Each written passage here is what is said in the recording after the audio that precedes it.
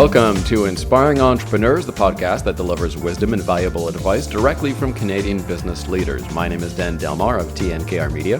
And my name is Michael Newton from BDO Canada. Mike, nice to be back. Nice to see you. Dan, it's great to be back. We were Canada's longest running radio show spotlighting entrepreneurs, but now we're into podcasting, and this year we're focused on Canadian innovation. On the way, one of Canada's most successful restaurateurs, David McMillan. He was the co-founder of Joe Beef and now is the owner-operator of Hayfield Farms in Saint-Armand, Quebec. He's also a restaurant consultant and a writer. He has a new book out called Spilled, Stories and Recipes from Natural Winemakers, and that's available now on Amazon and other retailers. And he's a podcaster as well. He is the co-star of the new TNKR Media original series, Salt Lick, with Lesley Chesterman, the food writer. And you can subscribe to this show and that show on Apple, Spotify, or your favorite podcast platform. You know what? It's been, we took a few months off. I think we needed to take some time to let the world do what it's doing. But there's no doubt it's time for us to get back in here and go at each other with our opinions and where we see things going. It's certainly been an interesting few months. But hey, that's what creates an environment and that's what creates a market. Yeah, we have a lot to talk about. And so we wanted to put out one quick episode before the election. And then we're going to come back, maybe not right after the election, but maybe a week or two later. And the reason is because I want to sort of absorb what actual change is coming around the corner for entrepreneurs in Canada and how we can sort of break that down for everyone. And over the past few weeks, you know, we did debate coming back a little earlier as we venture more into podcasting and double down on podcasting. But we had a title episode called Tariff Clarity, and we ended up scrapping it because there was no clarity to be had, and there's still no clarity. I mean, you know, months later, there's still so little clarity, and this has become the dominating issue, Trump and his tariffs, in this election campaign. It may have altered the course of Canadian politics. It may have helped elect Mark Carney if the polls are correct, re-elect him, I should say, as prime minister. And it puts us in a position, I think, that is a little nervous, I think, for a lot of people in the business community who would have liked to see some change and some more careful budgeting. But we're going into could be a very expensive time, I guess, and a time where Canadian government might actually grow, regardless of who wins. Notice that big sigh before I spoke. Yeah, I mean, you said a lot there, Dan, and you know, I'm going to go in about four different directions with this. The first being, I think, without a doubt, that you know, Carney's re-election is going to happen because of what's going on around us. I mean, if you look back at the liberals as a party, I mean, they couldn't muster enough to be third less than 4 or 5 months ago. Now we're sitting at a point where they look like not only are they going to win, but they're going to take more seats. Are we in for something new, or are we in for the same old, same old? I'm not sure. My daughter reached out to me last night, sent me a text. She said, "Dad, who are you voting for?" I said, well, let's see. I'm a conservative guy at nature from a fiscal side of things, but I'm having a hard time with Poilievre. I said, I like Mark Carney, but I'm having a hard time with the Liberals. I said, so, you know, am I going Tories or Grits? And at that point, I knew I lost her because she didn't know what the hell a Tory or a Grit was. I think she thought we were having breakfast. And ultimately at the end, I'm not sure there's a real big win here. Once again, I think it's a bit of a lesser loss. I think Poilievre's where things stand, this could be one of the greatest collapses, from a leadership position where Poilievre was to, if he doesn't get elected on Monday. But I have to tell you that, you wonder if it wasn't fictitiously propped up to begin with just because of the circumstances. As far as south of the border, I am still, 4 months later, Dan, and I'm not going to be popular for saying this. I still think it's all part of Trump's game. I think his come here, go away mentality on tariffs is a negotiating tool. It doesn't mean that it's not wreaking havoc with world markets and where we are going, but I'm not sure it has the same weight that everybody wants to give it credit for. My biggest problem with all of this is one word, and it's uncertainty. I think we learn to adapt based on whatever's put in front of us. I think we're pretty flexible, pretty malleable people, and I think ultimately at the end of the day, from a business perspective, you find a way. But, as I said, that come here, go away mentality is something that is very difficult to budget for. It's very difficult to address. And at the end of the day, hopefully we at least see something. And yes, and certainly at the end of the day, I'm not looking for a 25% tariff across the board, but a little bit of stability allows us something at this point in order to move forward. Are we going to hurt at a 25% tariff? If that's where it lands on, 110% we are. There's no doubt that I think that we can create this. And I think everybody is lost if they think that this is not going to, jack prices up and kick us into a recession across the board. But having said all of that, we don't know where it's going, and it's there's been some very interesting movements in the last week between what appears to be a bit of a game of chicken between Donald Trump and China, as well as a whole bunch of other things. So, like we probably said back in December, stay tuned, and I'm not sure that statement has changed at this point. You finished your question with one last statement, which is government might be getting bigger. And I don't know if you could see it, Dan, but I'm shuddering. Okay, the concept of government getting bigger, and maybe this is the conservative in me at the end of the day, but the government getting bigger scares me. Look at what's happening right now. It's the end of tax season. There were sitting here, everybody's looking to file their tax returns for April 30th. It has been a disaster of access to information this year between the changes in the capital gains rates, up, down, sideways, yes, no, maybe, to land where we landed and where we started, to the access to information at the federal government's downloading where the information is not complete. This is an environment where funds in the Canadian government and the budget has been increased astronomically. The staffing over the last 10 years has gone up over 50%. And we are sitting at a point where I've told people this year I have less access to reliable information today than I had 4 or 5 years ago. And I got to tell you, in today's world, that statement scares me. I don't know if you took a look at the budgets, but I did at least superficially. I'm certainly not a CPA, but as my eye as a political commentator, they're very different. And I was on Montreal radio and talking about the Polyev and his bullet points and the lack of depth, and on the other hand, you have Mark Carney and a lot of depth and a lot of numbers, but also a clear expansion of government. And so either way, we're getting into a lot of debt and we're going into a lot of uncertainty. What is your take on the budget? The one thing that I don't see enough of are realistic ways to generate revenue from coast to coast. I see a lot of niche projects. Um, I see a lot of government intervention. What I don't see is the right type of deregulation to really empower private investment in Canada from either parties. Yeah, the one thing I was expecting was to bring down the barrier, the interprovincial trade barriers, that ability to do much more, east-west as opposed to what has traditionally been Canada's north-south into the U.S.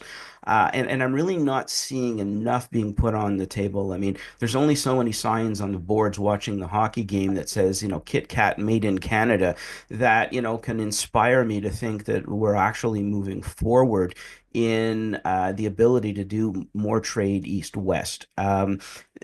To me, the dollar, and so yes, I am a CPA, so I'm not sure I understand the budget better than you do, Dan. And in all honesty, it might only depress me more than it depresses you at the grand scheme of things. Having said that, I go back to this. Looks like it, instead of it going to be the better opportunity, it looks like to me like it's the lesser of evils once again, which is becoming par for the course in any political election that's gone on the last little while. And hey, don't forget, we're going to be moving somewhere in the next little while into a Quebec provincial election, and we'll be starting this process all over again with. Who knows what the budget's going to look like? And you know as well as I do that, the budget is fluid. It's not always static. Right. And when it comes to budgeting, you can trust one guy or the other guy, but what remains true about all federal budgets is that you don't need to be a CPA to know this. The projections are made up. I mean, they're essentially made up. They're very optimistic, I would say, right now. And that also scares me because you got the combination of being a little too optimistic in budgeting and in projections with an increased size of government. Entrepreneurs right now, number one piece of advice. I mean, at this point, are we all sort of planning for a recession, planning for the worst case scenario in our operations? From my perspective, you got to be looking for opportunity. So yes, if you're planning for a recession, then you're looking for an opportunity within that recession. You're not necessarily looking to hunker down and go underground into your bomb shelter, for the next year while we move on with things. I think the reality is here is you have to continue to look for opportunities. In an up market, there's opportunities. In a down market, I hate to say this, there's more opportunities in a down market. And that's an opportunity for people to stretch themselves and to not get not find themselves in the depressing state that naturally comes with recession in that environment. I mean, yeah, there's going to be a lot of money spent. I don't think that um, we're creating the opportunities that we want. I think big business, is still going to drive the cart on a lot of decision makings, whether that's Canada, whether that's the U.S. But from the Canadian entrepreneur, um, don't go into submission. Don't go, you gotta find a way to find either another product or another style or another approach or another market in order just in case you go there. And oh, by the way, if you happen to come up with something else and we don't go into recession, well, you know what? You're still 50% ahead of the next person. Today on the program, we're talking about customer-led growth, and I have to say that when I look at my docket of files, at least on the PR side this year, in previous years, we used to be more focused on launches, right? Product launches, service launches. Oh, this person has a new tech thing or an innovative service. Today, unfortunately, it's a lot of, at least for the next year, barking at government and yelling at government and convincing them to deregulate, to stop repressive measures, and or to stop the use of worst practices, to just go back to basic best practices and science in some cases. If I were to look at my entire caseload right now, those themes are present with pretty much everyone. So my customer-led growth right now is pretty much listening to my customers and saying, we have to spend the next year, 2, 4 years barking at government to get them to come back to what were best practices. That kind of scares me a little because I see my entrepreneurs, my experts, not doing things that they want to be doing right now. They're doing things to stop the bleeding, and that upsets me because they're not being given the environment to innovate right now. Yeah, two things. I mean, the first is the reality is I'm not sure you can go back 4 years. You may have to go back a lot further than 4 years to Maybe a find decade, sane maybe a government decision. decade. Yeah. A. B, like everything else, it's not how good it is on paper, it's how well it gets executed at the end of the day. And we have a lot of great social programs. We have a lot of great things in Canada that are, just not well executed. And the third thing is customer service. And I don't care what industry you're in. I don't care what environment you're in. Don't get caught up on anything other than customer service. If we go into a recession, that ability to provide first class service is going to help you stay ahead of the curve. If we don't go into a recession, customer service at the high level is going to differentiate you against the competition who's a fly by night. We have, and over and over and over again, I'm harping on it. It sounds like I'm talking to my kids who are fed up of listening to me, but we have given up customer service, good customer service in exchange for bureaucracy and exchange for compliance. And we need to find a way to get that moving again, because I think that is your differentiator. And whether that is, the accounting profession, whether it's media advice, whether it is, I don't know, making widgets at the end of the day, there is room for first class customer service everywhere. Let's do a couple other stories, lightning round, before we get to our guest. From Financial Post, the CRA needs a reset as it's slipping up again. Why? What's going on with the CRA? CRA, for our listeners outside of Canada, by the way, is the tax man. Well, I kind of hinted to that a little bit a few minutes ago in terms of the budgets keep bloating in terms of internally, the number of people at the CRA is bloated, and there's no doubt that the services and our ability to provide has gone the way of the dodo when it comes to providing reliable data through the technology system as well as the customer service. And I feel bad for a lot of the people that we end up on the phone with. They're trying, but something's not working. And I don't know enough about the inner workings of government because it's so much easier to complain than it is to actually learn about it. But something is not working, and we're spending an awful lot of money and spending an awful lot of time in that environment. And this this would be probably one of the worst periods I have heard from a lot of people in terms of gaining access to information. One last story here, and this comes up on the show today in terms of customer service. Gen Z wants better leadership, but are they ready to adapt it? This one from Fast Company. Yeah, it's kind of a tongue-in-cheek article. You know, we talk about how the next generation wants leadership to change, but to a certain degree, they have to be responsible for what kind of leadership they want to see change. So if you're going to take, somebody who's been leading for a long time and get them to change, you got to give them an idea of what that looks like. You can't sit back and take a passive approach to what you want and just expect it to happen. So part of the article discusses, the ability to have a change in leadership. We don't like the style, we don't like the approach, we don't like, but it's a little bit like the debate at my house when it comes time to go to a restaurant, and I give them four different choices. We're going to go French, we're going to go Italian, we're going to go Chinese, and I get nope, nope, nope, and nope. Well, you know what? You're not going to contribute. We're going to where I want to go. And I think leadership to a certain degree falls into that category. If you can't explain to me the benefits of changing what I think is working, then you know, active participation, people, active participation. I don't know how else to get to make that point any stronger. I'm sure some of those conversations about which restaurant to go to in the Newton household often ended with maybe Joe Beef, Vin Papillon, or Liverpool House. Yeah, it did, but certainly when I was growing up, my father wouldn't have taken me to places like that. But I had taken my kids to those places. So So today on the show, I've known David McMillan for many years. Both David and Lesley Chesterman are the co-hosts of the new TNKR Media original podcast, Salt Lick. And David was the co-founder of Joe Beef, one of the most successful Canadian restaurants pretty much ever. And he was named by many lists as one of the most interesting chefs in Canada, along with his ex-partner, Chef Fred Moray of the Joe Beef Group. We profiled him in November 2023 on this program. And we'll talk to David. He's now retired, at least temporarily, from running a restaurant and now owns Hayfield Farms in Saint Armand, and get his entrepreneurial story next.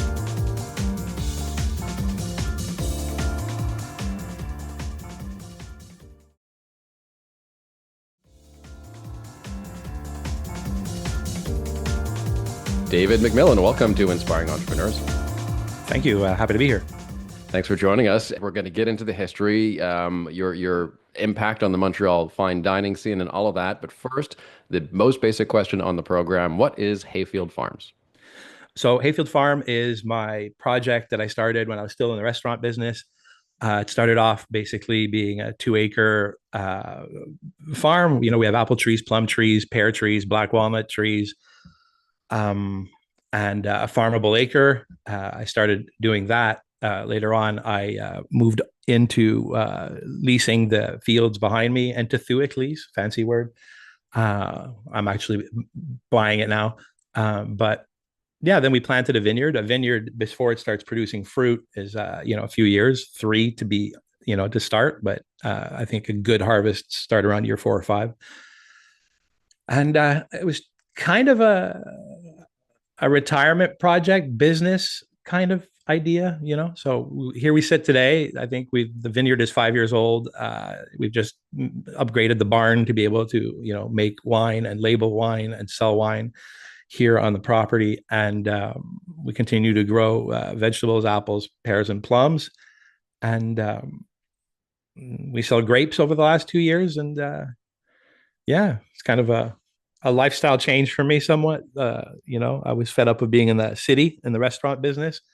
And I craved for many, many years as a cook or as a restaurateur to wake up with the sun, as opposed to going to bed, at 3 in the morning or 2 in the morning.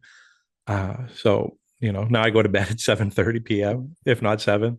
And and I wake up when the chickens wake up. Yeah. Yeah, a little bit of a shift change there for you in terms of philosophical, and nothing like a wine farm and or a hazelnut farm for a good tax loss in the first 4 or 5 years is as you try and get that off the ground. It's capital intensive. My accountant alluded to that because I believe I'm basically his only customer that has a farm, and he, it's like every year he kind of does the math on one of the companies, the Hayfield Farm Company. And he goes, this is fantastic. I should advise many of my customers to have farms. I say, maybe not, but I see how it makes sense as a tax thing for a little bit, but it's actually uh, a real farm, right, with real employees and real budgets, and Just for our listeners, where is it located? we're down near the Vermont border in Saint Armand. Okay. So that's like basically the Vermont border crossing, Morris's line, and we're like 500 meters from the border. Great. So, you said you changed lifestyle, you changed approach. It was time to get out of the city. Big shift away from the restaurants that you were in the city to growing grapes and apples and plums and everything else. Was it a midlife crisis? Was it a philosophical change? Did it come with, did it come with a sports car or a sports tractor? I mean, No, what set it very off? very young in the restaurant business. You know, when I started off cooking, one of the first things I did was move to France, and I worked in a small village called Auxerre in Burgundy, and I learned there to be close to nature. And I think a lot of what attracted me to cooking was not necessarily running a restaurant, was more, I've always been uh, fascinated by apples, pears, plums, all the different varieties, right? I love reading about how to grow asparagus and the different varieties of asparagus there are. And I was always very fascinated by fish and uh, meat and agriculture, and as a chef, the people you speak to on a day-to-day basis are cheesemakers and farmers and fishermen. And, you're calling the West Coast to buy shrimp and Dungeness crab. And then 10 minutes later, you're calling the East Coast to order oysters and invasive species green crabs because you want to give that a go. And, you have great relationships with fishmongers, and that defaults to, your vacations become centered around going to visit fishermen in Maine and learning about clams. And, so you're always, have one foot in the city when you're basically running a restaurant, but the other foot is you have a strong contact with agriculture and nature. Let's go back a bit in terms of your training as a French chef and your time in France. I remember when I was 14 years old, I worked for a French chef, and the lessons that he taught me, just in terms of making croissant or washing pots and pans, are still with me to this day. If you come up onto that system, it seems like it's intense. Can you describe a little bit about what you learned? Yeah, well, it's incredibly intense. I would say abusive, but the abuse is dosed with an equal amount of love and caring, which is kind of strange. Like it's this weird abusive relationship. First, you work, 7 in the morning, shaved in the kitchen, changed, very clean, fingernail check, beard check. You have to learn and develop a sense of what they call a sense of urgency very quickly. There's no like everything you do as fast as you can and the best way that you can. And that, comes, down to whether you're, peeling artichokes, peeling asparagus, or cleaning a bathroom. I clean a bathroom still to this day. And I've said this multiple times in different interviews. I clean a bathroom very well. I make my bed very quickly and perfectly, right? A lot of the lessons that I learned in French restaurants were, based on travailler comme il faut, how to work properly, and how to work efficiently and quickly. I think that's, why we do well here at the farm. The viticulture is, it's you just can't, a vineyard takes a lot of manhandling and care and organization. When we go in and do an operation in the vineyard, we're going in and we're doing, there's 15,000 vines, individual vines, right? So if I decide that we're tying the vine cane down to the wire, there's, 2 or 3 canes on each vine. We're doing that 36,000 times. And I got to do that in, a required amount of time, right? Right now we're pruning, and we have 2 weeks to prune before it starts budding, because when it starts budding we can't prune anymore, and we have to tie all the canes down to the wires before the buds, where the buds will fall off. So there's a sense of urgency, organization, and and speed that's required that I learned from the restaurant business. I also learned a lot of interesting things early on that stuck to me to this day, like you were saying, right? One of the most interesting things that stuck with me, and I use it, I think, every day, is when it comes to actually cooking. Let's say you're going to cook a rabbit. I'll give you a couple of examples, but let's say you're going to cook a rabbit.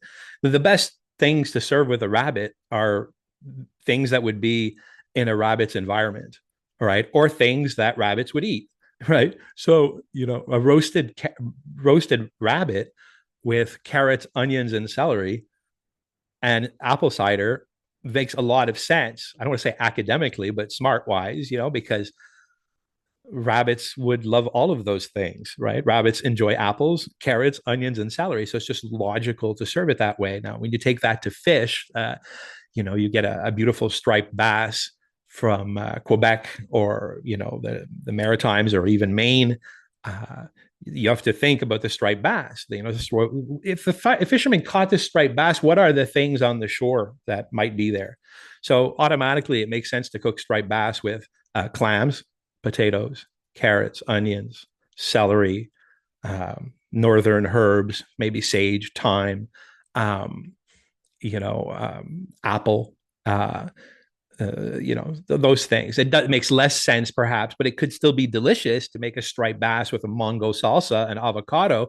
It would make a beautiful plate and possibly be delicious and sell well. But to me, it's just not an intelligent choice. Like, I still struggle with restaurants that put lemon on the oyster platter. I'm like, where there's oysters, there's no lemons. I don't see how, and often I see people get a dozen oysters or 2 dozen oysters, and then before they even taste an oyster, they've squeezed a half lemon onto, all of the oysters without tasting one. And I go, that's not, I think the oyster doesn't need much, to be honest. It doesn't need the little vinegar with shallots that often. It certainly doesn't need cocktail sauce, although it is good to eat an oyster with cocktail sauce. And if that's your thing, go for it. But I enjoy eating things, or thinking about the things that I'm eating in the sense of where they're harvested, and which is most respectful to the thing, right? To lobster is one, right? I struggle when I see like lobsters and tomato sauce, or lobsters in curry or stuff like that. I'm like, no, just stop, like just boil it and serve it with boiled potatoes, or serve it with French fries, or serve it with butter. Or if you're going to bake it, just baste it with butter, put a little bit of breadcrumbs. Like, the classics are there for a reason. Old French cooking will never send you down the wrong path, right? I think I think I have a new job for you, David, and that would be taking the discussion of discipline and respect and history lessons to today's workforce. And I have to tell you, listening to the things that you're talking about, I think are what a lot of, I guess I fall into the older generation now at 57, but are complaining about is this lack of respect, this lack of understanding from where we came from. So, while you talk about pairing certain things, that to me, that speaks respect to the land, respect to, the environment with which those foods came from. You still clean the bathroom the same way. Well, that's a discipline that's learned, as much about everybody else as it is about yourself. And I find that, finding people to work like that today is very challenging. I don't know if you're seeing the same thing, or if you saw that maybe in the restaurant world and it's a little bit different living in the farm now. Yeah, for sure. Like, I think at the tail end of my restaurant days, I think, I'm not the guy to complain. 'Cause I have children. I have 4 children, and uh, I would rather they have less traumatic teenage years than myself, right? But Yeah, I do but see, hold on a second though. This yeah, this this is the age-old discussion of one generation changes what they lived for the next generation to live differently. It's got us to the point now where it's possible that the next generation will never be able to live up to the standards that we did. Why? Because we either tried to make them too soft. We lived in a much more disciplined, much harder environment, so we want our kids to live softer. They were, we had a curfew. Well, we don't give our kids a curfew. Like, I totally get what you're saying, but on a long-term basis, is there something here that we need to be finding a balance for? Yeah, I see what you're saying, and it's difficult for me to only because I've seen so many of my peers, and still to this day, I have conversations with friends, neighbors. Uh, I refuse to um, denigrate the younger generation, right? All my friends do. We But it, complain about the kids. Oh my yeah, God, they're so soft. They're so this. They're so that. They're addicted to their phones. They're that. But yeah, but we've I think created that. yeah, We but created that environment. I got a my daughter environment who's was smoking hashish every day, fighting, probably not the and best approach so either. I'd rather them play on their phones and be Right. kind to each other and be accepting of each other's feelings and uh, Yeah, look, I came from a strict, very strict father and his discipline and his approach and everything. My kids, 20s, my daughter's 30, my son's 28. Both of them say I was far too lenient on them. I know, and I'll say this: I had an autistic brother, and my parents, both had full time jobs, and I feel that I was left to my own devices a lot from grade 7 all through high school. Nobody checked my homework. Nobody asked me about my homework. No, I don't even remember anyone ever looking at my report cards. Uh, and I was lacking something really profoundly. I was lost in my teenage years. And even like when I had my first jobs, they weren't necessarily that hard. I used to work in a fruit store, a couple of fruit stores, and I enjoyed that very much. Uh, and When I discovered French kitchens and the discipline and the invasiveness of the chefs, because the chefs had been through that system, right? They were like questioning how I lived in my personal apartment, right? They would say stuff like, "You're the type of guy that doesn't change his underwear every day." I was like, what do you mean?" And I wasn't, right? And then I did. And I bet, "You're the type of guy who only washes his sheets once a month." And I was like, "Well, how many times are you supposed to do it?" Well, I say you're supposed to do it every week. I was like, "Okay." Then I did it every week. And when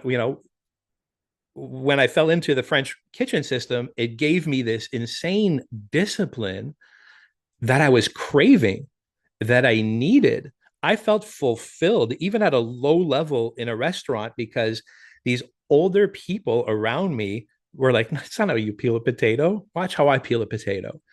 And they would peel a potato like in a second, right? And it would take me like 18 seconds to peel a potato. And I worked my way to being able to peel a potato as fast as they could, and to this day I clean fish faster than anyone. I clean artichokes faster than anybody. I clean asparagus faster than everybody. I tie chickens faster than anybody. Like, I have this sense of urgency and organization that came from discipline and the way that my house is kept, and the way that my barn is kept, and the way that my equipment is kept. And it can be a bit of intense for some people around me, right? When I need everything to be well done perfectly around me, right? I feel that I loved learning that discipline. I just hope that I don't want to be that person.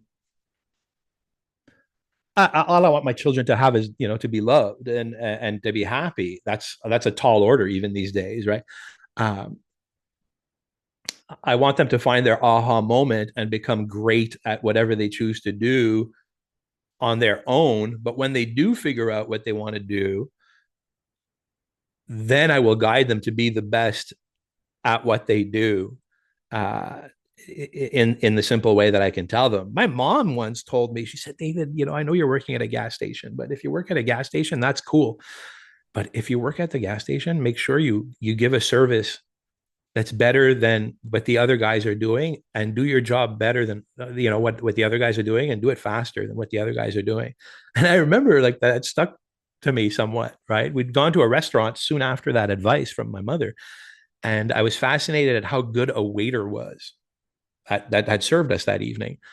And I'd taken that in my mind, and all of a sudden I was just not like the slubby gas pump attendant. I was like, Good morning. Fill her up. Thank you. Have a wonderful day. Right. Thank you so much for the tip. Like, on and on and on. And I discovered that I can be who I am, but when I'm working, I can also turn on this separate persona. I can go to work and act. I can be Mr. Amazing gas pump attendant, David, right? David, I've basically said that somewhere before I retire, I'm expecting an Academy Award for the behavior and the personality that I am at the office vis-a-vis the person I am when I go home in that environment with my wife and kids.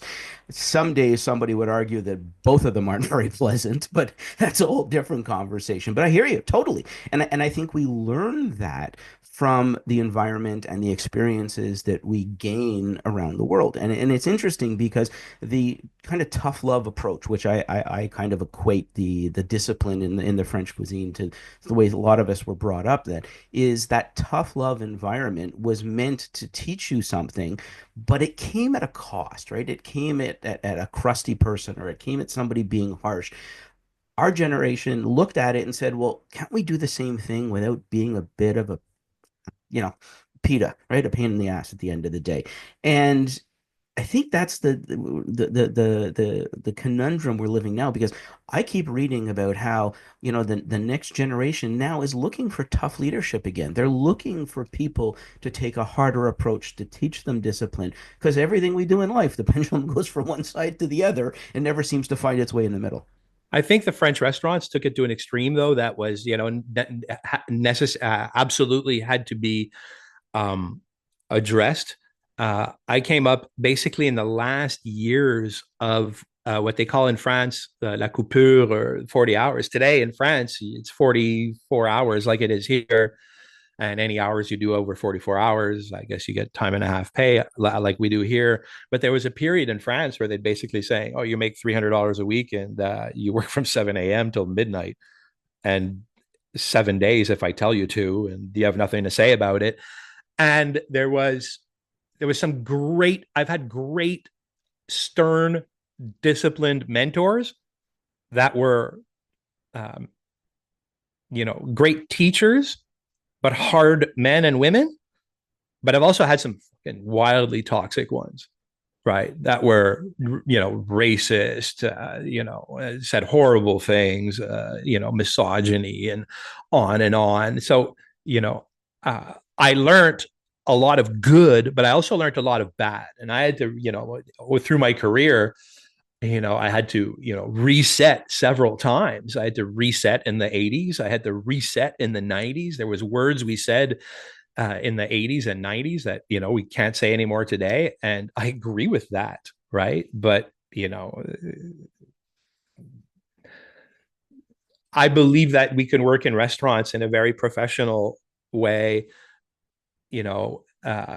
but the fact is it's never not going to be easy. It's always going to be tough work that's labor intensive, that needs discipline and a sense of urgency, but you don't have to go around demoralizing people. And guilty, I have, right? I have, because as I've had good mentors, I've had bad ones. And, as I've been a good mentor, I've also been a bad one, right? Um, it took me, many years and many cycles to, and children, honestly, to be a better person. I want to dig into the restaurant biz with you a little bit more, going back to the early aughts. So before Joe Beef, you were at Globe Restaurant, and for those who aren't in Montreal, Globe is on Saint Laurent, which is very much the party street. And there was these two restaurants, Globe and Buena Notte, that kind of had this monopoly, I guess, on the supper club atmosphere there. Can you talk about the supper club days in Montreal in the early aughts and why you decided to leave and go in a completely different direction? Well, first, when I started off working for them, I'd been working on Vancouver Island at a wonderful restaurant called Sue Carver House. I think I'd come home because my father had like an issue, perhaps like my mother cried or something. He had a melanoma or something like that, and I think my time there had been done. I felt like, so I came home, and that was a really amazing restaurant, and there was nothing in Montreal that at that time that made me want to work at any restaurant. But it came to a point where I believe I had to work, and I basically answered a help wanted ad. And I took a job at that Globe restaurant. And those partners were funny. Max, Angelo, and Robbie, they're good boys that had a great idea to open this Italian restaurant. It was their dream. So they opened Buonanotte. And then soon after, they opened Globe. Globe, I think, had difficulties, many different chefs. And, those boys could understand, like, Italian food and the food that they ate at home. But when it came, time to, the 90s contemporary cuisine and being reliant on chefs, they struggled kind of with that restaurant. It was a beautiful big room that had a great kitchen, and they were kind of really nice to me. And I just saw it like as a diamond in the rough. The menu was all over the place, and I changed the menu. Everything was a fight. They had 3 risottos on the menu. There was sushi on the menu. There was all this stuff in it. Like, they went to New York City one weekend, all the 3 partners together, and I think I reprinted the menu and took everything off and fired half the kitchen staff. And by the time they came back, it was, my menu. There's no more sushi guy. And I'd fired the risotto people. And, it was baby steps. And we turned that restaurant, I did have a long career there, which is funny, but it's not registered in the world because it was pre-social media. It was basically pre-internet. We had flip phones, right? That restaurant, through fighting and scratching, we started doing really great numbers. I think it was running real great. Everybody was happy. Even Buonanotte was a fantastic restaurant. Movie stars, they partied a little bit, but it was cool. Like, it was a very fun restaurant. This thing called bottle service that was happening, I guess, in Miami and Las Vegas took over like COVID in the restaurant business and all over New York. And a lot of like fashion forward restaurants were victims to this bottle service supper club trend. And like, we'd been done kitchen service at 11. We were cleaning the kitchen, and all of a sudden there was 200 people outside, a DJ showing up, and people were reserving booths to order bottles of Belvedere and Grey Goose vodka with a side of cranberry juice and what have you, Red Bull and whatever. But, I'd walk in the next day to the restaurant was completely demolished, broken tables and chairs, and the girls were dancing on the booths with their high heels. So they were puncturing all the vinyl. So the restaurants were taking a heavy beating from, this supper club bottle service atmosphere. The partners, though, were super happy because that was just like, alcohol money. This food money is, it's break even money, and wine money is good money. But, vodka money between 11 and 3, when we're usually closed, was this like, they couldn't, it was like a gold mine all of a sudden. But that wasn't ever what I'd signed up to, right? I'd signed up to, cook French market cuisine and have a nice wine list and, have a good front of the house team and a good back of the house team and run a proper business. And I was never interested in DJ culture or even being out after midnight. I just don't get it. If I do go out after midnight, it's very rare, and it'll be to have a bottle of wine with a friend. Definitely not to order a $600 bottle of Grey Goose and dance at my table, right? There's a visual actually I might pay $600 to see. You with a bottle of Grey Goose dancing at your table, but that's a whole other conversation. I've tried. It just doesn't, it's not my not your shtick. No, I'm not comfortable, and I've never been part of the beautiful people. So the South Beach Vegas kind of mentality wasn't yours. You moved on from there to do some pretty impressive things. Maybe give us a little bit of idea in terms of, obviously I think we know the why, but the how in terms of how you moved into the next stages and what that looked like. Yeah, so I stayed with that group for about 10 years, maybe, and I met Fred there. Fred came on. There, of course, Allison was there, my ex-partner, Joe Beef. Fred was, of course, my ex-partner, Joe Beef. And there was also Meredith Erickson, who came on to, write the 2 Joe Beef cookbooks and then other books. And then Vanya Filipovic now, who owns Mon Lapin, Vin Papillon, and her wine agency, Vin Dame Jeanne. And then who else? My ex-wife, Julie Sanchez, who, worked at Buonanotte, Globe, and, followed us to Joe Beef. And yeah, so basically I'd opened Rosalie for them, and Rosalie was a tough restaurant. It was a very expensive build out. So I worked my way, I worked my ass off till that restaurant owed no money to nobody or any of my suppliers. And then I left. I took a 6 months off, and I started to plan, uh, phase two. And I'd been having coffee at this like place called Cafe Joe on Notre Dame Street, and I'd made friends with the owner, and he was fed up of running the coffee shop, but it had a hood and it had a 6 burner stove, and I had no money. And yeah, so we started, I think, with that restaurant, and I'd kind of like, been pushing Fred to join and pushing Julie to join and pushing Allison to join. And, we had a silent partner, Jeff Bakowitz, who owns the Victoria Park gym. He was a great advisor on those days back at the beginning. We did what we had to do, right? We started off small. We just wanted to open a small restaurant. And, you have to think back in those days, Notre Dame Street, there was nothing. There was no restaurants. It was only antique dealers.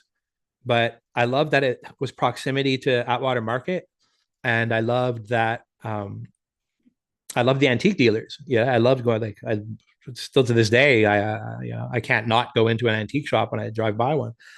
And I thought that would be a great environment. And I also felt that Westmount, the people that I liked cooking for, because I'd met a lot of people working for over 10 years at Globe.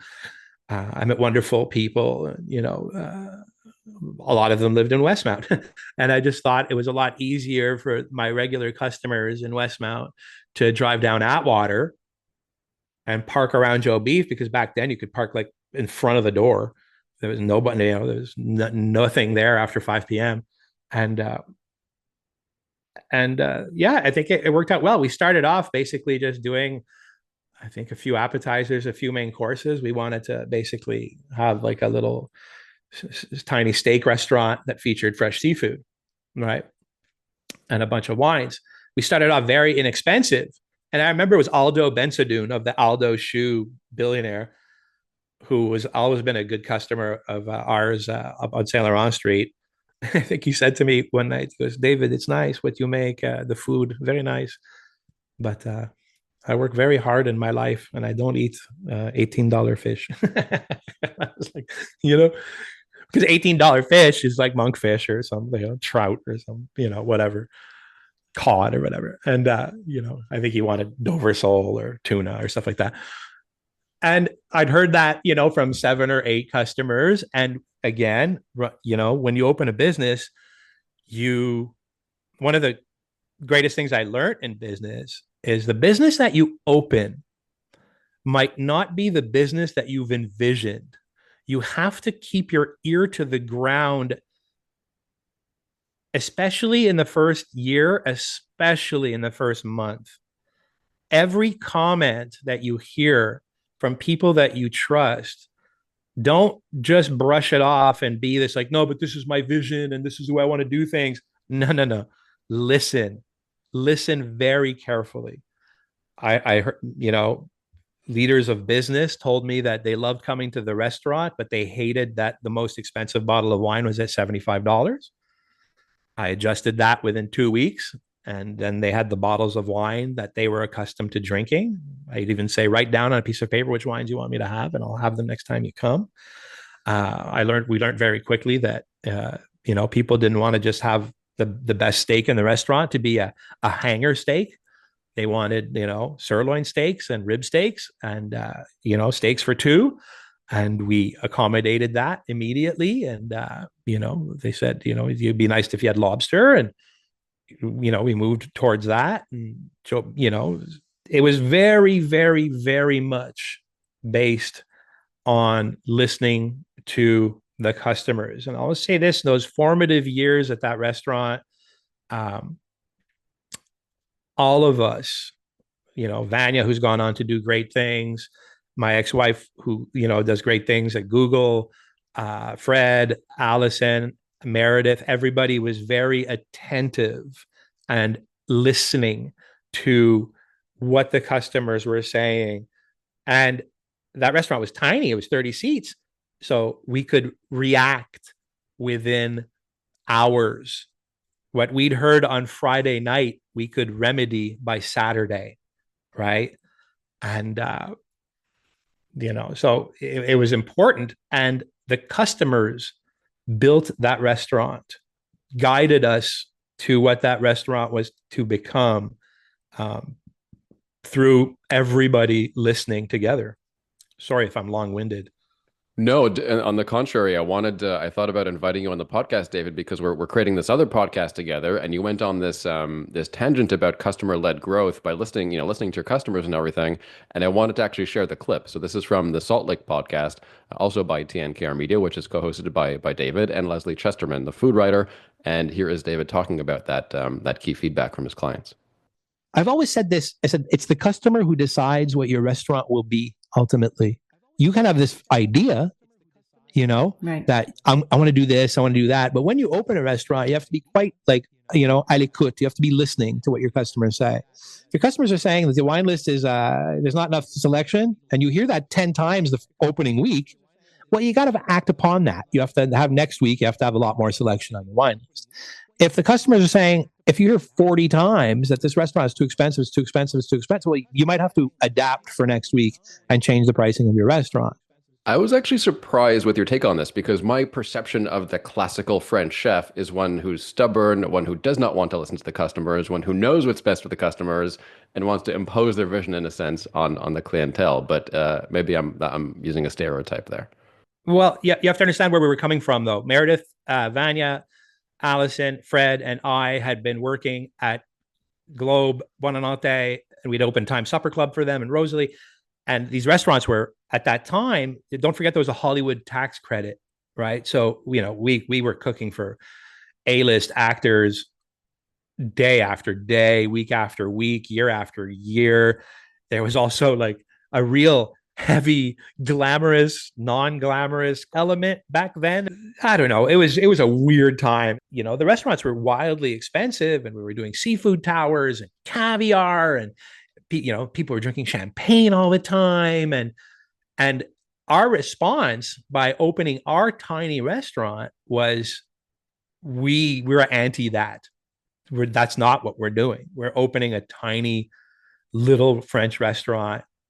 Hopefully we're home at 11 p.m. and you're never going to have, there's no, I think it took me months to even bring, there was no vodka at the restaurant, cranberry juice. I was just out of my start. I said, I never want to even smell cranberry juice, or I don't want to have vodka at the restaurant because I don't want the vodka people to come here. Right? I just wanted people to drink wine, eat food, and go away. Right. So we opened a restaurant and there was anger somehow, maybe on my part, but we just wanted to do something different, and there was people that wanted to eat in a restaurant that played jazz music at an audible level, that had no DJ, and that had the fun thing about Joe Beef is we could assassinate people one after the other. It was 11 tables, I think, at the beginning. Right. It was table 1 through 10, basically, plus 4 seats at the bar. And 4 of those tables were 4 tops that could seat 6, but I hated that. We were strong cooks, right? We'd been working at Globe for years doing 350, if not 400 customers a night, lots of custom work. And all of a sudden, me and Fred and a couple of other cooks are in that kitchen and we're doing 40 people. It's like we could do custom work on every plate for everyone. So it's take no hostages, burn the houses. We just, destroy table 1 in a good way, make them the best food they've ever had. Destroy table 2, destroy table 3. Just every night was just an onslaught of, us doing the best that we could to destroy it. No, I shouldn't say destroy. There must be a better word to impress our customers, right? Yeah, it's certainly, and yeah, destroy. I don't know if destroy is the right word or the wrong word because it certainly gives a visual in terms of what you're trying to accomplish, and that is to destroy, I guess, the image that other people have when they, excuse me, when they walk into a restaurant. If you can do something so much better, you're not necessarily destroying them, you're destroying the vision that they have from somewhere else. So, see, I'm trying here. Work with me here, David. Yeah, yeah, I'm but it's trying to that's it. find you. Smile, take their coats, go put their coats away, sit them down, get the drink into their hands within like if you Yeah, can within 30 seconds to 60 seconds, you not you 4 minutes, no, you've like spoiled so them to go fast. anywhere else at that Water them point, and right? get water in their glasses immediately. Smile, be hospitable, explain the menu verbally, tell them all the specials, spend time with them. We could do that, right? Like we could go to the table and like go line by line on the menu with them. And that was fun. And anytime somebody, yeah, but I don't like bacon, no problem. It was just like it was no like it was yes. Can I have a scallop with garnish from the fish? Yes. Like there's so many restaurants that have a culture of saying no because the chef is a dictator. The restaurant manager has all the dishes costed out on his computer, and he doesn't. If you over bureaucracy a restaurant, it's really difficult to say yes. Can I have my drink with 2 shots of vodka? But if that's not programmed in the computer, then the bartender's scared to tell to the waiter. Then the manager might be in the office, so he's not around. So then the bartender might say no. And then the waiter ends up saying no to the customer, and the customer doesn't get to have 2 ounces of vodka in their Caesar. And so the only word that you should be saying to customers in the restaurant is yes. So that you bring up a point that Dan's heard me dwell on this for ages now is we have lost in most cases customer service. What it Yes. is like to Yeah. deliver excellent service, and whether that is the restaurant business, whether it's the accounting industry, whether it's construction industry, we have sacrificed quality customer service for compliance. And like you said, well, it doesn't fit into the chart. It's not on my checklist. I'm not doing it. And this is something I see in every aspect of the world that we're living these days. And is it perpetual? Is there a way that we can take what you're talking about and continue it and move it forward, or are we destined to follow the checklist model going forward? It could be a city problem. I think. I'll give you an example. Go to any city hardware store, right? Service is appalling, but I'm sure that they have a staff issue at a certain point, right? Or maybe a training issue, or they're overwhelmed always. I don't know what the issue is. But I when you think go you to, hit all of them. yeah, when you go to, like I live in the country, and when you go to a Home Depot here, the service is beyond.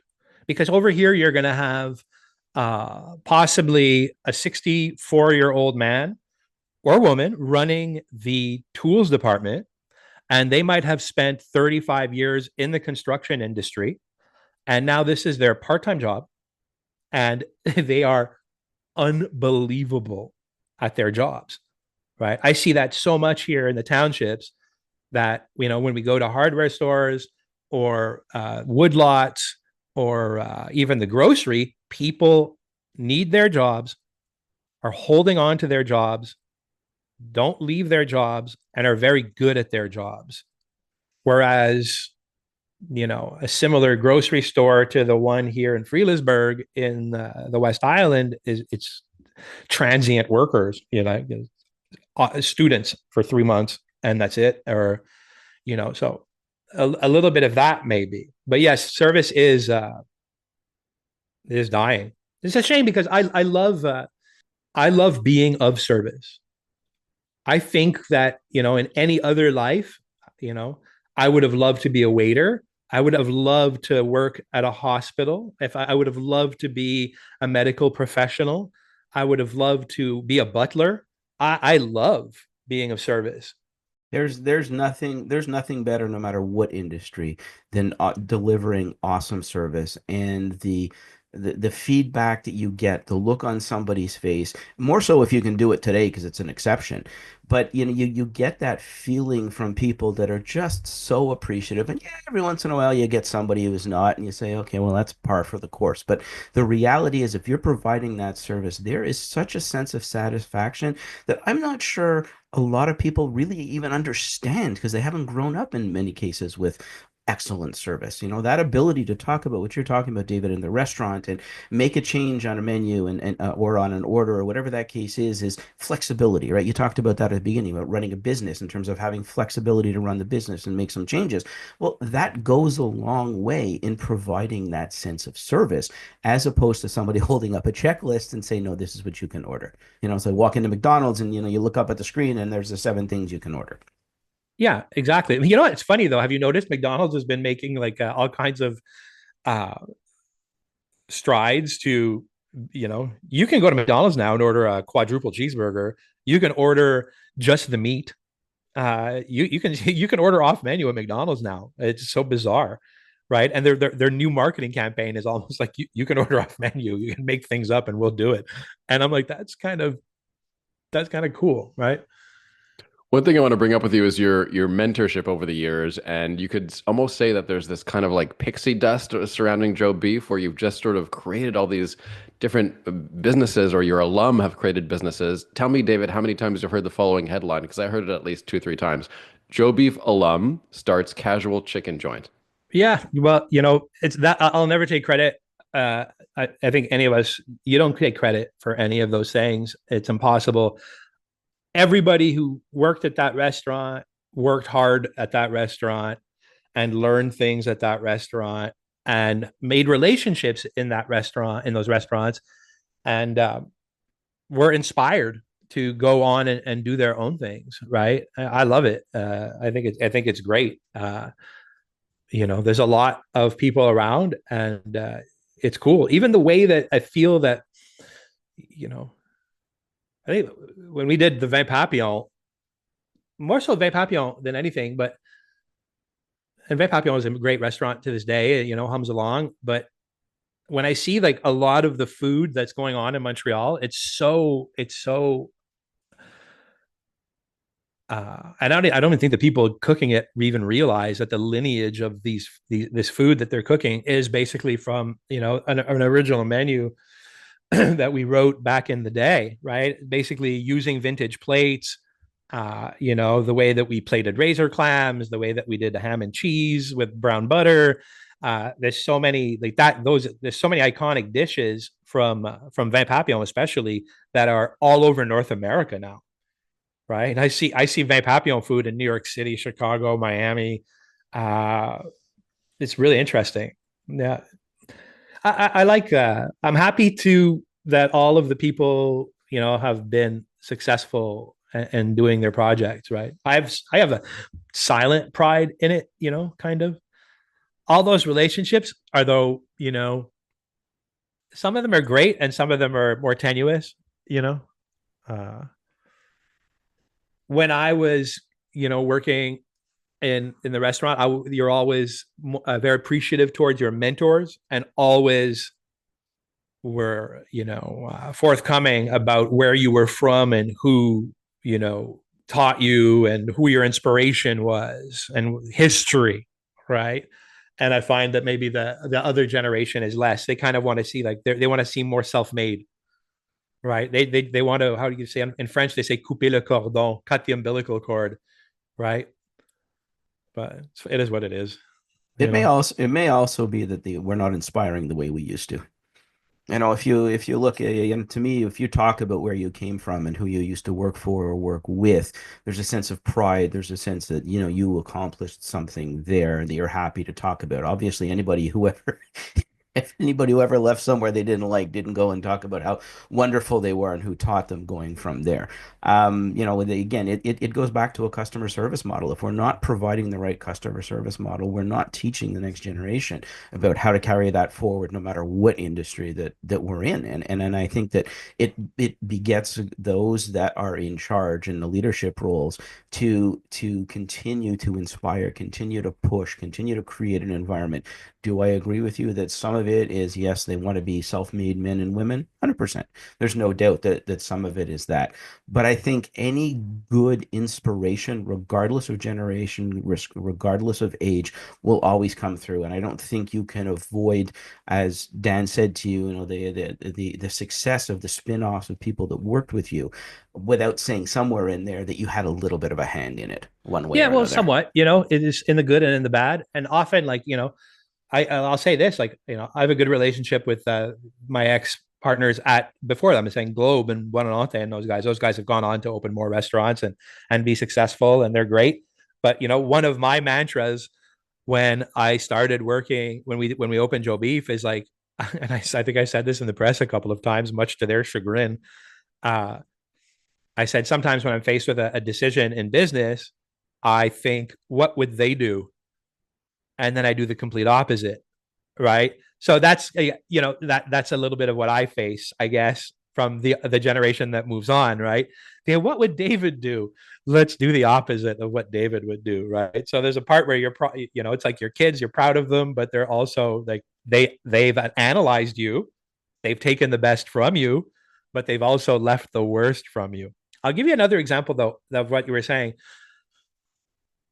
We used to have to drive to New York City with disposable cameras because cell phones didn't have cameras back then. When we wanted information, we wanted to see what was going on. Like we'd have Gourmet magazine and Food and Wine magazine, but we wanted to see the new up and coming restaurants, right? And stuff like that. But we had no money. So we would drive to New York City, get the cheapest red roof hotel in that we could afford, pile in 4 of us in that room, and then take pictures of menus, right? So because there was no website where you would see other restaurants' menus, right? And if you wanted to learn French cooking, you'd basically have to get on a plane. So many of my friends and chefs have done it and gone to work in other countries. And Derek Damon worked for Jamie Oliver for years and other great restaurants in London. He has a solid apprenticeship in England, and so many great Canadian chefs have gone on and worked in their places of interest or those restaurant cookbooks that really struck a chord in their hearts, and they've made that effort to go and get that information through a stage or working and traveling and eating in those restaurants. Today, what's weird is you can fake it, right? You can totally fake it.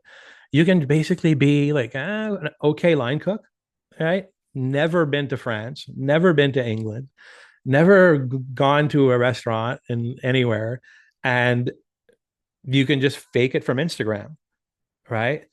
You have all this information at your fingertips, right, to see what every cook is up to, which is kind of cool, right? I like it. But you'll see, like, I see it like a couple of weeks ago, right? You'll see like a restaurant in the Plateau does like a shrimp dish a certain way, and 3 days later, basically a restaurant 2 blocks away from the restaurant that posted that interesting shrimp dish is doing the same shrimp dish, and 2 blocks over. So there's like 8 restaurants within a 3-kilometer radius copying each other from Instagram, right? It's super funny, right? I think a lot of like the proliferation of, let's say, the vin papillon dishes that have gone out into the world have been based on a lot of like Instagram sharing, right? Once you've seen the ham plate and the razor clams and the casino and this and that, you just don't have to travel to be inspired. You can just kind of scroll Instagram for half an hour in the morning and write the specials of the day and go to work and do it, right? It's funny. I do think that Vin Papillon, and my wife and I had our second date there. I had our first kiss outside on the bleachers. It was a really important place for us, and I do think that Vin Papillon helped to repopularize cauliflower in some way. I feel like there was like a bit of a cauliflower trend after we went there. Also, as a canary in the coal mine, Vin Papillon was fun because it was a very tiny restaurant that had a very minimal investment in kitchen equipment, right? So the model is easily copied for first-time restaurateurs that want to get into the restaurant business. You can basically open a wine bar, and now I think it feels sometimes that there's a wine bar that opens every week in Montreal, and this has been going on for 3 years, if not 5. uh, that the wine bar model was a very quick way to open a restaurant, right? Minimal investment, minimal equipment, no real structure as per appetizer, main course, dessert, just a list of like 8 things that you do well. And then people also figured out that he who sells the most wine wins, right? Because you don't want a restaurant that basically goes towards food sales in a big way, because food sales is kind of a break-even business, right? Somewhat like if you're going to make money in a restaurant, you're making it off wine. So if you can create a small restaurant that sells a ton of wine, and most of your plates are not expensive protein based but vegetable based, you'll be in a very favorable business climate, financial climate. The restaurant will do well. As an example, like we used to do big nights. So let's say at Joe Beef, we had $20,000 night, let's say, in sales, but all very expensive protein: duck, foie gras, scallops, big beef, oysters, shrimp, seafood, you name it. And then the profit margin on that is weak. Like it's good, but it's not great. Whereas if we did a similar number at the wine bar of Papillon, like an $18,000 night, the profit scenario on the wine bar was ridiculous because it was, 80% vegetables, 90% vegetables. Proteins were inexpensive, like basically used as garnishes for vegetables. So food cost amazing, sales strong, high wine sales. People are there to drink wine, taste multiple different wines. So we have a strong service staff with good wine knowledge. So I was like, this is interesting. These numbers are these wine bar numbers. And since then I've spoken to colleagues all over the world that run wine bars that used to run restaurants, and they're like, yeah, the math and the impact on equipment and on staff is so much easier to manage, right? So the wine bar is still a good business. Let's go full circle in this conversation. Let's go back to farming a little bit. I grew up in the country, actually not too far from where you are in the Eastern Townships. I was just before you hit the edge of. I was in Carignan, between Chambly and St. Hubert. So it's not a foreign territory to me. It's a different life. There's no doubt that it is a different life, and that farming business has become a challenge for a lot of people. Where if you look at government subsidies, you look at the involvement, these are geared towards large farms, not the smaller farms or the family farm to a certain degree. You're in an area that's surrounded by, I think you're south of Bedford, right? Somewhere Corn and around soy. yeah. So, you're in an area which has a lot of farming communities and a lot. What do you see for the challenges for farmers at the non-corporate farming level that go on today? Is it staffing? Is it capital? Is it equipment? Is it selection of what they're growing? Oh, yes, yes, yes, maybe. Well, so many of all the farms are legacy farms down here, right? Right, I've never met anyone who decided that they were going to farm 500 acres of soy or 500 hectares of soy. right. Everybody that I know that I've met here over the last 7 years are fourth generation farmers, farming the land that their great grandfather owned. Period. Right. A lot of the farms are run down. These are all very wealthy people on paper. Okay. But poor, cash poor. Right. Right. I have neighbors that own, I don't know, 700 hectares, right? That are wealthy on paper. But if you go to their homes, you're like, holy mother of God, I've never seen. Something run down. Yeah, everything's broken. All your tractors are broken. Your barn's roof is caved in. The I don't even know. Like, this is a burn down. This is a full tear down. I don't even see how you could get back to the good days, right? So you're going to see reckoning here. There's going to be a lot of reckoning because a lot of these older farmers, their kids are super educated in downtown universities and live downtown, come and visit, love their parents and their families. But also, like, I see that, turning the family farm is untenable and impossible. You're going to see a lot of these places shut down. A lot of them. Vermont is it's ridiculous. It's decimated by how many dairy farms. I even think still a year. This right across the border. You see it right away when you drive. It's farmstead after farmstead after farmstead that are closed, and one guy now owns all the land. Not one guy in particular, but No, I think the business model that we grew up with, knowing what farming is no longer viable at the family farm level, unless it reminds me of an old story. I spent years with racehorses, and my father used to say, "You see that guy over there? He's worth $1 million. Fortunately, his father left him 10 million." yeah. And ultimately, at the end of the day, I think that's what we continue to see. The land value is huge, like you said, on paper. These homesteads, the value of the land is huge. So you're going to end up having to trade off for future generations, selling the land to monetize it, because the farming itself is not going to be sustainable going forward. Yeah, well, we're looking at right now. I think it's like $30,000 an acre down here. $30,000 $27,000 an acre. Mm. Last time I looked, and there's hundreds and hundreds of hectares for sale here that have been for sale for years. Yeah, because they haven't been dezoned yet. They're still sitting in the green space zone, the agricultural zone, and realistically, a developer, unless they're going to sit on it and find a way to dezone it, I don't want to buy it.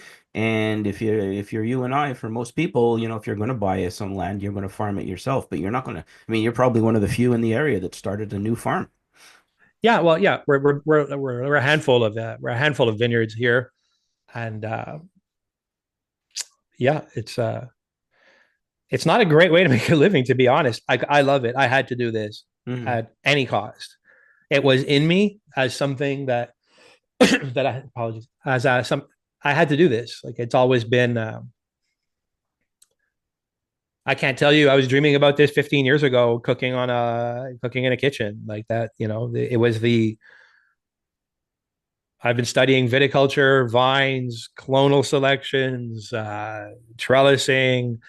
Uh, I have an in-depth knowledge of food and food systems and cooking and recipes, and I've written books, blah blah blah. But my knowledge in this is as in depth, and I kind of like, I wish I'd opened a brewery. Just to give you an example, a brewery is like not a bad business, because we can order wheat and hops and make beer every day, right? There's only so many Whereas apples and plums you can grow. I'm dependent on nature, and to get it right once, right? I have one shot at bringing in a harvest of grapes, and hopefully we have a good season. Hopefully there's sugar. Hopefully it's ripe. Also, this is northern viticulture. It's the most difficult viticulture in the world.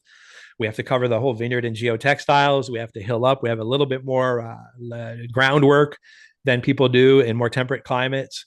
So it is quite a challenge, but I love the challenge, and we've put together some delicious grapes over the last couple of years, and some of the wines of I sold my grapes to different places over the last couple of years, and those we've sold good grapes, some of the best Chardonnay in the townships, highest sugar levels. That said, I wouldn't trade it for, like, I might have to end it one day. Mm-hmm. One day the accountant might say, "Hey, this doesn't work," or I also see that my body, I still think like I did when I was a young restaurateur, 30 something, but I noticed that, I do have, my knee hurts, my ankle hurts. I have a finger that doesn't work anymore, that I keep a secret, from my family, because they possibly want me to go see a doctor. But So the good news is they're not going to listen to this podcast, is what you're Yeah. saying. So it's funny, this isn't something that I advise anybody to get into But I as got to a tell as a you, business opportunity. It's but there's no better honest day's work. And I'll tell you, I've spent a long time sitting behind a desk, and there is no 12 hours at the office that compares to, a 12 hours out in the farm you have no for that's I was just it no didn't disappoint. comparison. I've been dreaming about it all my life. I got off the tractor yesterday at 6 p.m. Exhausted. I had a frozen pizza for dinner. uh, I was in bed. I just wait for the chickens to go in the coop, right? I would have been to bed at 6:30 last night, but I have to wait till the sun sets and the chickens go in to lock the chicken door to go to bed. And I lie in bed happy, and I wake up in the morning so happy, the happiest I've ever been. Right. So that's in itself something. I woke up often in the restaurant business going, oh, good God, what fresh hell will this today? you know, no matter. And it's nice because on paper, it's like, oh, it's so great. Joe Beef done super good. Dave McMillan, yada, yada. But dude, what about maybe he's not happy? And I wasn't unhappy. Like I hope everybody there is happy. I wasn't. My exit is because I was unhappy. I, I'm elated about my day, the rest of my day today, you know? Dan, I'm hearing a one piece of advice opportunity here for you to jump Yeah, in. let's end on a big finish. So, Dave, with all this experience in restaurants and farming, what would you say is your one big piece of advice to inspire entrepreneurs? Oh God, it's a complicated, loaded question. I'm going to deviate from that to inspire entrepreneurs.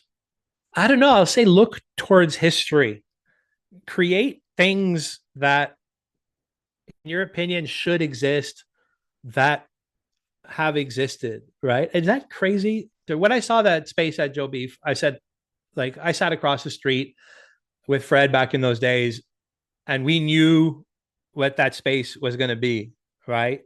We had just like summed it up in 5 sentences. We'd said, this space has to look like this. It has to have letters outside in wood. It has to have a painting. It has to have this oyster forks. It's got to have this kind of banquette. It's got to have all right, and it's got to look like it's always been here, right? When I saw this farm, I felt the same way, right? I said, "Oh my God, this farm, it's so dilapidated and destroyed, and look at the soy and the corn like creeping into the left and to the right of it, and those apple trees have not been taken care of in 50 years." And uh, you know, it was like, I want to make this business a business again, right? I want to take this piece of property, build it back up to something that one person might want to buy. You see, I always think that way for some reason. People, like, I talked about selling this farm last year to someone, and they're like, "What are you, crazy?" And I go, "No, like everything that I do as I'm doing it, when I get to a certain point, it's for sale. Like, what's not for sale? Never not be for sale. Like, work every day, like creating the place you want to die in, but also creating something that you want to sell or that's sellable, right? When I built the Airbnb at the farm, I want like 10 out of 10 people to go, "Oh my God, this is so cute. I love it." Right? I want the farmhouse, like 10 out of 10 people. I want the perennial gardens around the farm just to be stunning. When this place is fully in bloom in June, when you drive by, you got the pond with the brook, both vineyards blazing, all the apple trees pruned, the perennial gardens. Like, you basically want to get out of your car and go knock on the door and say, "Hey, is this place for sale?" That's when I feel like I've done something good. Like, work every day to make the business that you're working on beautiful and appealing. Feed yourself, like feed your soul, kind of, It's not other people's business, it's your business, right? It's your thing. You build something, you get it to a point, and you realize the next challenge is likely more entertaining, more all-encompassing than the next 5 or 10% you can do on what you consider to be almost perfection today. So that opportunity is very entrepreneurial, and it's very much that sense of you drive it. I completely agree with you. Everything is for sale. Don't get so attached to something that you ride the wave and then you ride it back down the other side afterwards. David McMillan, Hayfield Farms. You can listen to him on our new podcast called Salt Lake by TNKR Media, along with Lesley Chesterman. David is a restaurant consultant, the co-founder of Joe Beef, and he has a book out in case he wasn't busy enough. It's called Spills, Stories and Recipes from Natural Winemakers. David, it's been a pleasure as always. Thank you. Thank you, guys. Special thanks to David McMillan of Hayfield Farms for the good chat today. Mike and I will be back in a couple of weeks after the election is done and we have some sort of picture about what Canada's economy might look like in the coming months and what kinds of impacts the entrepreneurial world in Canada will be feeling. Until then, thanks for listening to Inspiring Entrepreneurs. Do subscribe on your favorite podcast platform, Apple, Spotify, iHeartRadio, and others, and we'll see you back here soon. Think Big. TNKR Media. Good talk.